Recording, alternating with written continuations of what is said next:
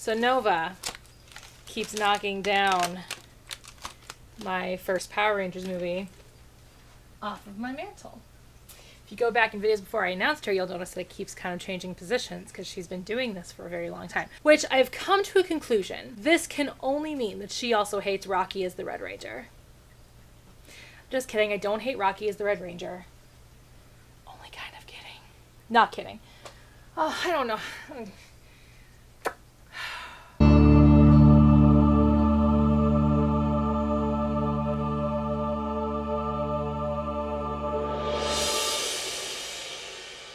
Hey guys, and welcome back to my channel. I am Britt, and if you haven't subscribed yet, you probably should because I talk about geeky things.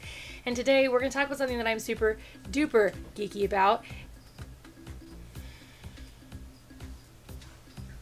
Excuse me, can I help you? Is there a reason you're on the mantle right now? We are going to talk about something super duper geeky, or at least that I'm super duper geeky about, and that is film studies. That's what my degree is in. That's the official title. I have a Bachelor of Arts degree in film studies. So film studies is kind of this blanket term for talking about film history, criticism, and theory. And so needless to say, I have taken a lot of film history classes, I have taken a lot of film theory classes, and I have taken a lot of film criticism classes. Technically, really only one film theory class, but like film theory is talked about in a lot of film criticism classes. But what I figured would be fun to talk about, and I ran a poll on my Twitter a long time ago about whether or not you guys would like to see me talk about the difference between criticism and reviewing from an actual like legitimate standpoint, because it's something that does drive me a little bonkers in the film industry, because even the film industry calls it criticism when it's actually reviewing. So let's talk a little bit about each one and what makes them different from the other. So like I said, even like newspapers and television shows and Rotten Tomatoes will call something criticism or call somebody a critic when really what they're doing is reviewing. A proper film review is kind of like what I did on Monday's video. What I've been doing on Monday is doing episode reviews of Power Rangers Beast Morphers. If you guys haven't seen that because you guys are not interested in my Power Ranger content, I completely understand. I'm going to explain what I did right now. So a proper review is doing a total synopsis, or at least a decent synopsis, of the film itself. You don't have to give away everything. I did a total synopsis in the video, and only just because it is an episode review, so it's a small thing and there was a lot to talk about. Though I did bring in film criticism because I just can't turn that piece of me off ever. And there can certainly be criticism within film criticism specifically. And when I mean criticism, I don't mean like critiquing something, like saying what was good and bad about it, because that's what a review is. So a review, like I said, is you give a synopsis. Whether you choose to give a full synopsis, a total synopsis, or just a partial synopsis is completely up to you. Generally speaking, for a movie, I wouldn't do a total synopsis. I would generally do a basic idea. So for example, let's do a quick synopsis of a film. Let's do The Holiday, because I like The Holiday.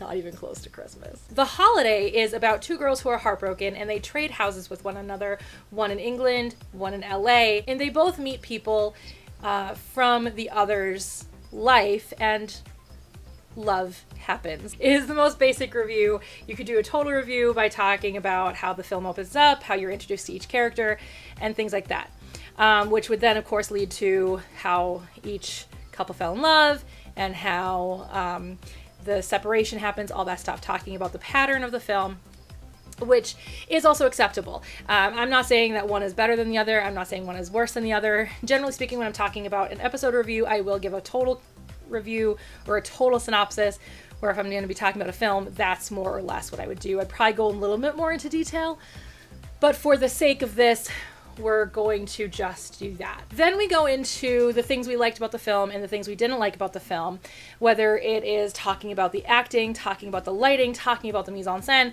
whatever it is. And this is where criticism can sneak in, and often does when I'm giving a review, because like I said, I can't turn off the critic in me. And that's when you can really figure out if somebody's actually a film critic, or if they actually don't know anything about film criticism and are simply just saying, yeah, it's a good movie. As a matter of fact, you will also notice that if I say something is a good film, that means that I look at it as a good piece of artwork as a critic, and if I say something is a good movie, then I just think that it's a fun little ride, and I don't look at it as a great film in the criticism aspect. And that's something that I've been doing since college, since like my first round with college before I graduated and took the bulk, actually all of my film criticism classes, because I didn't take any film criticism classes when I went back. I didn't have to. I finished that part of the degree. I just needed the production part of the degree, and that is all I needed. So, but yeah, so that is essentially how film reviewing works. And that can be done with anime, that can be done with movies, that can be done with TV shows, it can be done with books the same way. I don't really know much about book reviewing and how that actually works, but I mean, it still could essentially work the same way. What criticism is it goes beyond this is a good or bad movie. It doesn't really give you an ultimate idea of whether or not it was a good or bad anything. What it generally does is it will dissect the film. It will take the film down to its patterns, down to its formula, and discuss where it fits in the world of film, in the film industry, and how it exceeds that particular thing. So for example, let's again use The Holiday. The Holiday is a quintessential rom-com, romantic comedy. It follows a perfect pattern, and it's actually two romantic comedies in one, because you have two main love interest stories versus just the one. And so you're following both of those stories, and both of them could have been movies all on their own. You take that down and you look at the very decent specifics of the film. So essentially with film reviewing, you don't have to spoil anything. When you're talking about film criticism, that is basically the entirety of what you're doing. You are going to be looking at it from beginning to end. You're going to be tearing it apart. You're going to be talking about how it differs from the normal rom-com format and how it is like the rom-com format. And where it differs, does it add to the rom-com format or does it detract from the rom-com format? And what does that mean? You're looking at things like mise en scène, which I know I said a little bit earlier. It is French for what's on screen, essentially, or what's on scene. And it's essentially what you have behind you. So I talk about geeky things. That's why my mise en scène is a bunch of art that I've collected from conventions or that my friends have drawn for me over the years. That is just going to give you this idea that that's who I am. That's what you're getting when you watch a video of mine. Mise en scène is very, very important. And oftentimes mise en scène is also very specific and very purposeful. So like the one thing that we studied a lot of times, not spent a lot of time on, but studied many times, was the concept of mise en scène in the scene of Wizard of Oz, where people claim that there is a munchkin in the background hanging himself. Really, that wasn't the case. They wanted the woods to feel alive, and so sometimes they would bring in live animals, and that was actually just like, I can't remember if it was an ostrich or an emu, and it was a flap of its wing, and it just looked very strange in that really random shot. As a matter of fact, the munchkins weren't even on set that day, so that is a complete and utter fallacy based on mise en scène and what the movie was trying to dictate and doing investigations on that kind of thing. That is film criticism. Talking about what the director is kind of talking about. One of my favorite film theory concepts, which I will talk about in a future video. I love film theory. It's probably my favorite part. Film criticism is fun, but it also has made my brain never being able to watch a movie for fun anymore. My brain never turns off during a movie, and it really bothers me tremendously. I'm always listening to the music. I'm always watching the formula. I am always looking at the mise en scène. I'm looking at the background. I'm looking at the way that the director has the actors moving. I'm looking at the shots that are chosen. Like when I talk about film criticism, you're looking at literally everything. You're also looking for subtext. You're looking for what could this possibly mean? Oh, I was talking about film theory. So my favorite theory of film is the auteur theory, which leads back directly to the director. So basically stating that the director, on a very simple terms, like I said, we're going to get into this in another video because I love the auteur theory. I love film theory in general. There's a lot of good and bad. There's a lot of people who agree, a lot of people who disagree with the auteur theory, but on its most basic level, the auteur theory means that the director is the author of the film. So the director is the true artist of the film, because yes, you have film writers, but generally speaking, you have the one main writer and then you have a bunch of other people kind of editing it and putting it together. Yes, you have the actors, but the director is telling them where to go. Yes, you have the cinematographer who has quite a bit of freedom, but still the director is going to have a shot list that the cinematographer just has to make look pretty. So essentially what it's trying to say is that the director is the ultimate artist of the film. And that becomes very clear when you look at directors like Alfred Hitchcock, who added so much to the thriller horror part of film history. And you'll kind of see that with other directors too. That's why I focus so heavily on directors. So back to subtext. So you're looking for subtext. So what does this mean? So what did the director want to tell with this moment in the film? What did the writer of the film want to express? You know, does the writer of the film want this to be a complete allegory of racism? Pleasantville is a perfect example, being kind of an allegory of oppression on any one type of people, whether it is people of color or the LGBTQ community. And learning how we are all the same, truly are all the same deep down inside. Pleasantville is probably one of my favorite films of all time because of the film criticism aspect. I loved it when I first saw it, when it first came out, I think in 1999. But I still love it to this day, and I actually love it more now that I've studied film criticism because of the undertones and the subtext that goes into it, the story they were really telling versus the story that they were telling. So there's always a story that they're telling, and then there's the subtext story, which is generally a completely different story. And sometimes it's very overt. Pleasantville is actually pretty overt, where like something like Land Before Time also has a subtext of racism, in the sense of, you know, long necks only hang out with long necks, and three horns only hang out with three horns. Yet we have this group of small dinosaurs, baby dinosaurs, who have to depend on each other to get to the Great Valley, and having to overlook their differences and use each other's differences in order to really succeed. Using Petrie's ability to fly, using Ducky's ability to swim. It's so very cool, but that's not as overt. And I really like it because it's a family film, so I really like the fact that it's not super overt. Because as I've talked about before, I don't like when family or children films, television shows, whatever, are like overtly political, even if it's a political stance that I agree with, like don't be racist. But I don't like when they're overtly political because it just kind of, I don't know, it cheapens, I think, in my head, it cheapens the message.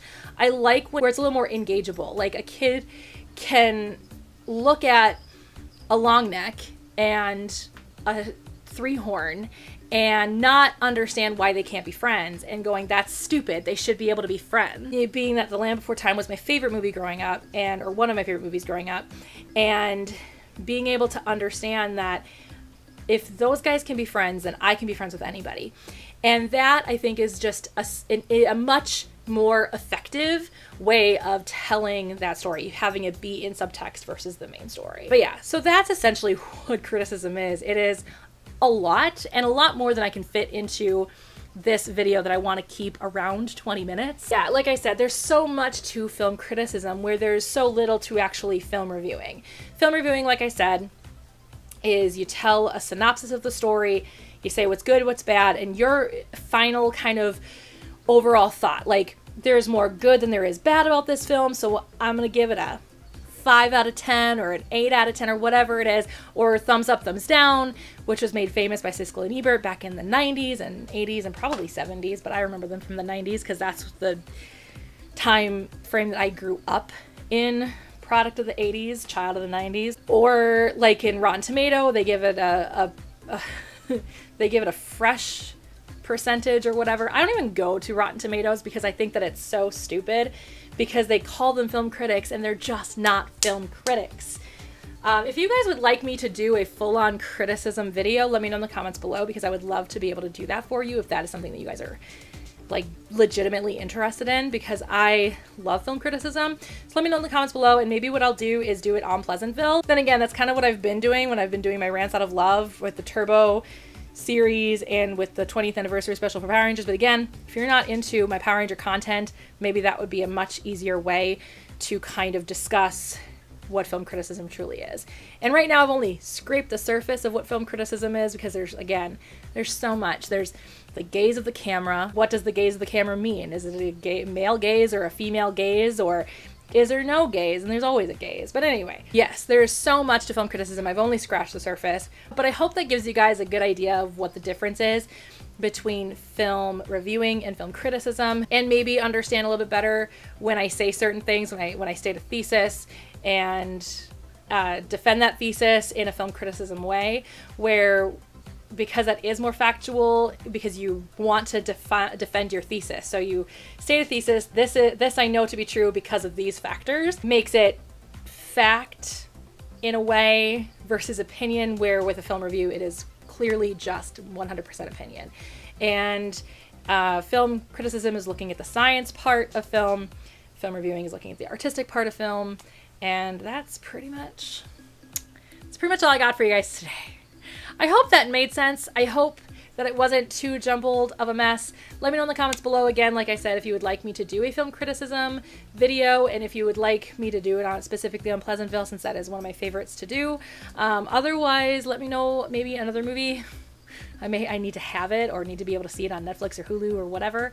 But that is all I have for you guys today. I will see you guys all next week on Monday if you watch my Power Ranger content, or next Thursday if you don't watch my Power Ranger content, because next Thursday is going to be anime content, so I hope you guys all enjoy that. It's probably going to be quick too.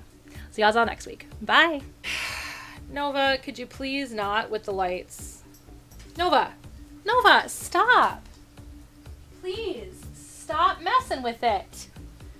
Okay. Let's chat. So, like I said, don't even think about it. Don't.